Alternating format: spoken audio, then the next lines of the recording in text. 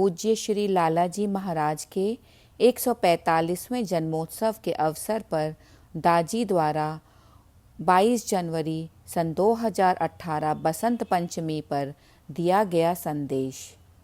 अत्यावश्यकता और स्वीकृति, प्रगति का पथ। प्रिय दोस्तों, शुक के बारे में एक कहानी है जिसमें उसके पिता ऋषि व्यास द्वारा उसे ऋषि राजा जनक के पास निर्देश हेतु भेजा गया था।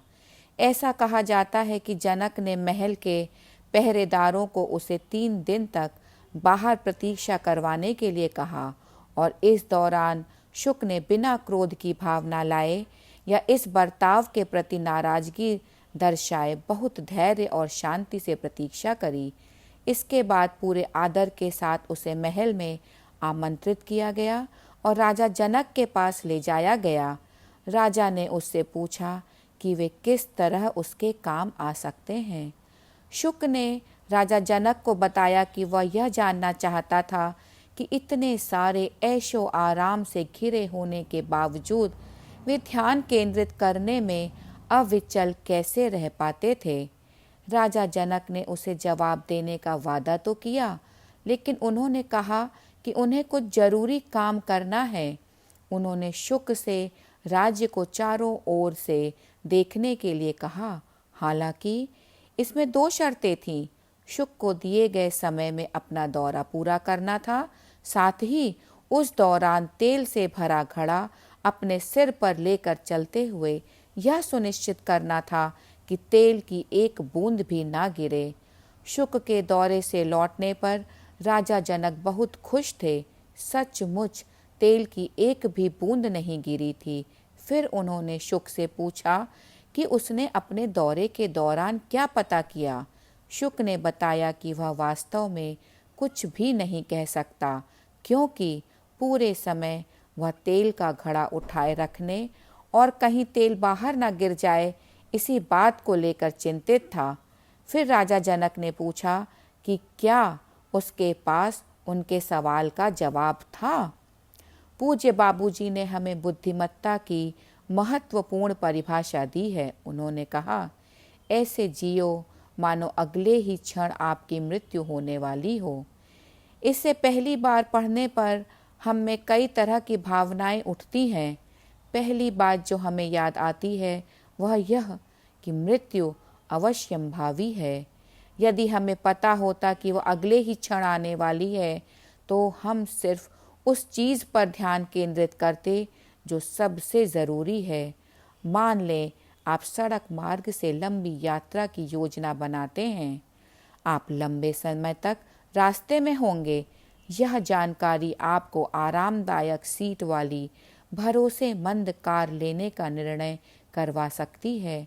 अब मान लें कि इसके बाद आपको ट्रेलर में निवेश करने का विचार आता है, जो यात्रा के दौरान ज़्यादा आराम दे सकता है।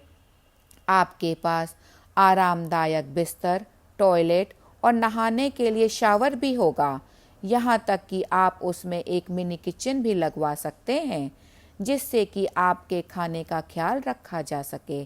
फिर कोई आपसे कहता है कि अपने आराम के पलों के लिए एक अच्छा मनोरंजन सिस्टम भी ले सकते हैं।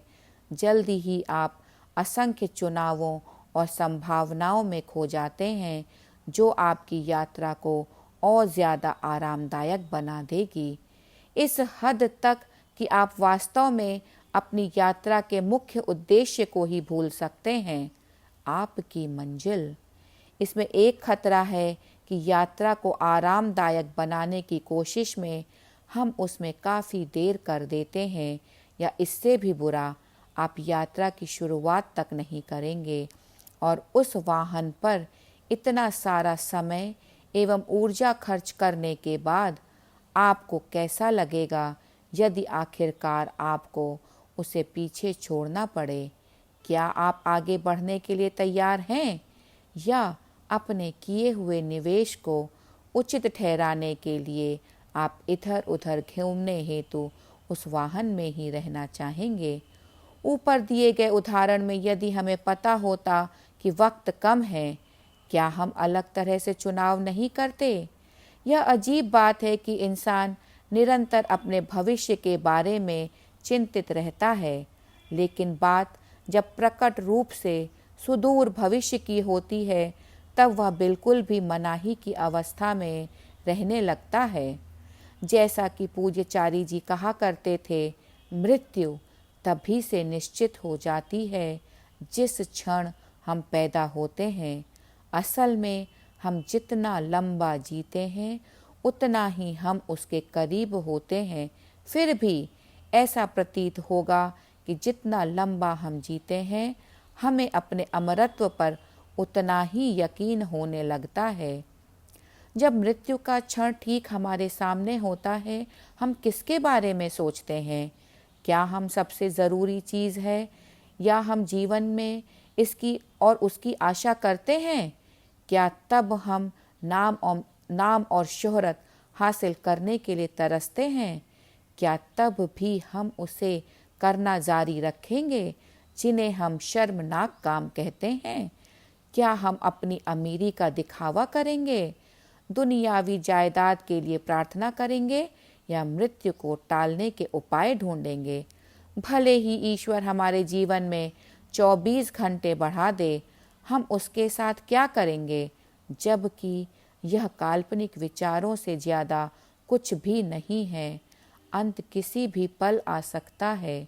लिहाजा उच्च स्तर की पवित्रता बनाए रखने के लिए समझदारी इसी में है कि जीवन को पूरे एहतियात से बिताया जाए। शुक की तरह अपना ध्यान तेल के घड़े पर केंद्रित रखकर ऐसा किया जा सकता है, खुद को यह याद दिलाते हुए कि यात्रा का तात्पर्य सिर्फ हमें मंजिल तक ले जाना है। इसके लिए हमें सचेतन रूप से जीना होगा। मैं यहाँ आपको एक चुटकुला बताना चाहूँगा। एक सुंदर युवती पहली बार स्काई डाइविंग के लिए जा रही थी और दुर्भाग्यवश वायुमंडलीय अशांति के कारण अपना पैराशूट थामने से पहले ही वह हवाई जहाज़ से बाहर गिर गई। उसके पीछे पीछे एक बुजुर्ग कूद पड़े और उस तक पहुंचकर अपना पैराशूट खोलने से पहले किसी तरह उसका हाथ पकड़ पाए। वे दोनों बिना चोट खाए सुरक्षित जमीन पर पहुँचे। युवती बहुत ही प्रतिष्ठित परिवार से थी, इसलिए उस बुजुर्ग को सभी ने नायक का दर्जा दे दिया, लेकिन वे परिस्थिति के बारे में बिल्कुल भी खुश नहीं थे और पायलट पर कुढ़ते हुए बोले, किसने मुझे जहाज से बाहर धकेला? क्या वे स्वैच्छिक नायक थे? नहीं, उस युवती को हवाई जहाज से छलांग लगाकर बचाने का उनका कोई इरादा नहीं था। वे अनजान सहभागी थे। हम में से कई लोग अपना जीवन इसी तरह जीते हैं, अनजाने ही ऐसी चीज़ें करते जाना जो दूसरे लोग हमें करने के लिए मजबूर करते हैं, और परिणाम स्वरूप आगे क्या होने वाला है इसके बारे में बिना किसी निर्देश या तैयारी के हम अपने जीवन के अंत तक पहुंच जाते हैं। हार्टफुलनेस का अभ्यास हमें सिखाता है कि इस अनजानी जीवन शैली से कैसे दूर जाया जाए। ध्यान में हम उत्तरोत्तर चेतना के हर नए पल को महसूस करते हैं, जो हमें उद्देश्यपूर्ण जीवन और उद्देश्यपूर्ण मृत्यु की ओर ले जाता है। सवाल यह उठता है कि हमारे जीवन में वह तेल का घड़ा क्या है? यह वह है जो हमें अपने फोकस में अटल बने रहने की याद दिला सकता है। जवाब अत्यावश्यकता की भावना में निहित है। वही अत्यावश्यकता जिसे शुक ने बिना तेल की एक बूंद गिराए अपना कार्य पूरा करते समय महसूस की होगी। बेशक उस प्रक्रिया से गुजरना बहुत मुश्किल रहा होगा, यहाँ तक कि दर्दनाक भी, लेकिन यह बहुत कुछ असुविधाजनक यात्रा जैसा है जो बिना अपना समय गंवाए आगे बढ़ने के लिए प्रेरित करती रहती है। जब बाबूजी महाराज बहुत बीमार थे या जब चारी जी अपनी मृत्युशैया पर थे, उन क्षणों ने फिर से हम में अत्यावश्यकता की जबरदस्त भावना जगाकर हमें यह सोचने पर मजबूर कर दिया, क्या हो यदि इस दृष्टिकोण से देखने पर वह स्थिर शांति की अवस्था जिसके लिए हम तरसते हैं, उसकी बजाय यह अत्यावश्यकता की भावना, मुसीबतें और असुविधा हमारे उद्देश्य को सुनिश्चित करती हैं। ऐसा प्रतीत होता है मानो अत्यावश्यकता हम में बुद्धिमत्ता का स्रोत खोल देती है, लेकिन यात्रा पूर्ण करने की अत्यावश्यकता की भावना स्वीकृति की अवस्था से असमान लगती है। यदि हम अपनी परिस्थितियों को स्वीकार करके शांत होते हैं, तब अत्यावश्यकता की भावना कैसे हो सकती है। एक चीनी कहानी है जिसमें एक मादा बिल्ली अपने बच्चे को मछली पकड़ना सिखाना चाहती थी। वह बिल्ली अपने बच्चे को मछलियों से भरे तालाब के पास लेकर गई और कहा, आओ देखें हम दोनों में से कौन कितनी मछलियां पकड़ पाता है। दोनों ने अपनी अपनी जगह ढूंढ ली, मछली पकड़ने का डंडा लगाया और राह देखने लगे। बच्चे ने ऊपर हवा में एक पतंगे को नाचते देखा, मानो वह उसे आकर खेलने के लिए कह रहा हो। चूंकि कुछ भी नहीं हो रहा था, बिल्ली का बच्चा उस पतंगे का पीछा करने लगा, लेकिन उसे पकड़ नहीं पाया और जल्द ही वह पतंगा उड़ गया। जब तक वह बच्चा वापस आया, बिल्ली ने एक बड़ी मछली पकड़ ली थी। बच्चे को चिंता हुई कि वह चुनौती हार जाएगा और उसने मछली पकड़ने के बारे में फिर से सोचना शुरू किया। जल्द ही एक सुंदर तितली कहीं से उड़ती हुई आई। उसके पंख आकर्षक रूप से रंगीन थे। बिल्ली के बच्चे को उसे पकड़ना ही था, इसलिए वह तितली को पकड़ने के लिए गोल गोल घूमता रहा, लेकिन तितली भी उड़ गई। जब बच्चा वापस आया, उसकी माँ ने एक और बड़ी मछली पकड़ ली थी। फिर उसने पूछा, आपने 2 बड़ी मछलियाँ कैसे पकड़ी, जबकि मैं एक भी नहीं पकड़ पाया। उसकी माँ ने जवाब दिया, यदि तुम पतंगे और तितलियों के पीछे जाते रहोगे, यदि तुम हमेशा दुविधा में रहोगे, तो तुम मछली कैसे पकड़ पाओगे। दिन काफ़ी बीत चुका था और बच्चे को एहसास हुआ कि जल्द ही अंधेरा हो जाएगा, इसलिए वह बैठ गया और उसने बिल्कुल भी ना हिलने डुलने का मन बनाया। कुछ समय बाद उसे डंडे पर खिंचाव महसूस हुआ और यह लो, एक बड़ी मछली फंसने के लिए तैयार थी। अत्यावश्यकता की भावना, खाली हाथ लौटने की संभावना ने आखिरकार उस बच्चे को एकटक चौकन्ना रहकर प्रतीक्षा की प्रक्रिया को सहन करने के लिए उकसाया और लिहाजा यह उसे कामयाबी की ओर ले गया। मालिक की कृपा से प्रत्येक ध्यान एक अभ्यासी के जीवन में सूक्ष्म और विशुद्ध दशा और नए स्तर की चेतना लाता है, लेकिन जो दिया गया है उसकी सराहना करने की अयोग्यता का परिणाम है निरुद्देश्य भटकते रहना। इसका परिणाम चारी जी द्वारा दी गई समरूपता के जैसा है। पानी के भरे घड़े को 1 मिनट के लिए आग पर रखना और फिर उतार लेना, फिर उसे आग पर रखना और फिर उतार लेना, क्योंकि कुछ भी नहीं हो रहा। निरंतर मिलने वाली आंच ही पानी को उबाल सकती है। पानी उबलने की प्रक्रिया एकाग्रता के साथ प्रतीक्षा करना और तेल से लबालब भरा हुआ घड़ा उठाना और उससे न छलकने देना, ये सभी खासकर अत्यावश्यकता, असुविधा और प्रतीक्षा की परिक्राएं हैं। यदि शुक ने धैर्यपूर्वक प्रतीक्षा न की होती, वह खाली हाथ लौट जाता, शायद बुद्धिमत्ता की बजाय नाराजगी के साथ। दुर्भाग्यवश ऐसा कहा जा सकता है कि जिन साधनों के द्वारा प्रगति सुनिश्चित की जाती है, हम अक्सर उनका विरोध करते हैं। बाबूजी ने अपनी किताब ऋतवाणी में के अध्याय मेरा दर्द में इसे बहुत ही सरलता से वर्णित किया है।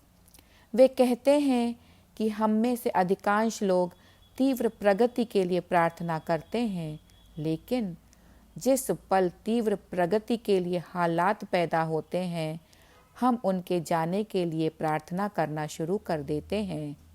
सामान्य रूप से सब में मौजूद इस प्रतिरोध के बावजूद मालिक की बदौलत ही प्रगति होती है। यह संतुलन के कृत्य की पराकाष्ठा है, जहाँ हमें उत्तरोत्तर चुनौती दी जाती है, मगर विवहल नहीं किया जाता, प्रोत्साहित किया जाता है पर लिप्त नहीं, मदद की जाती है पर जोर ज़बरदस्ती नहीं, जिससे अधिकतम संभावित प्रगति सुनिश्चित करने के लिए निरंतर और अथक प्रयास में रहें। यदि हम सहयोग कर पाते, यदि हम अत्यावश्यकता की अवस्था को स्वीकार करने और बनाए रखने के लिए खुद को ताज़ा कर पाते, ऐसी संभावनाओं की कल्पना करें। चैन की अवस्था खोजने की बजाय हम बेचैनी को अपनाएंगे। बेचैनी की ऐसी अवस्था सिर्फ समर्पण से पैदा होती है। ऐसा समर्पण मालिक में विश्वास और श्रद्धा से ही संभव है। ऐसी श्रद्धा और विश्वास राह में चलते हुए पुनः आश्वस्त करने वाले अनुभवों से ही पैदा हो सकते हैं। जब हम कहे अनुसार अभ्यास करते हैं, तभी हमें ऐसे अनुभव होते हैं। जब जीवन में मुसीबतें और आपत्तियों का सामना हो, उनसे बेचैन हो बचने की बजाय यदि हम उनमें से होकर गुजर पाएं, तब कीमती वक्त बच जाएगा। तरीका यह है, चाहे हमारे अभ्यास में या जीवन में, समर्पण की अवस्था में अपना बेहतरीन काम करना जारी रखते हुए जिस अवस्था से हम छुटकारा पाना चाहते हैं, उसे स्वीकार करें और उससे सुलह कर लें। स्वीकृति आराम की अवस्था में वापस जाने के बारे में नहीं है, बल्कि मन की ऐसी अवस्था पोषित करना जहां हमने बेचैनी और असुविधा की अवस्था से समझौता कर लिया है। इस भाव के साथ यदि हम बाबूजी के शब्दों को याद कर पाएं और जान लें कि अंत किसी भी वक्त आ सकता है, तब संभावित उच्चतम तक तेजी से पहुंचने के लिए हमें चाहे जिससे भी होकर गुजरना पड़े, उसके लिए और भी ज़्यादा व्याकुल होंगे।